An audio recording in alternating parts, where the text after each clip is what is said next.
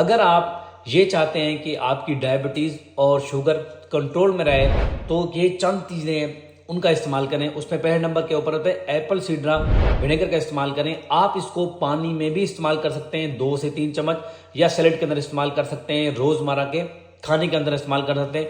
दूसरे नंबर के ऊपर होता है चिया सीड का इस्तेमाल करें। चिया सीड बहुत बेनिफिशियल है, ये आपका वजन भी कम कराएगा, आपकी एब्जॉर्प्शन भी बेहतर करवाएगा और जो आपकी इंसुलिन रेजिस्टेंस है उसको कम करा देता है, जिसकी वजह से आपकी शुगर कंट्रोल में रहते हैं। तीसरे नंबर के ऊपर होता है फल और फ्रूट का इस्तेमाल करें। एक पुरानी मिथ थी कि फ्रूट डायबिटिक पेशेंट नहीं खा सकते, ऐसा बिल्कुल भी नहीं है।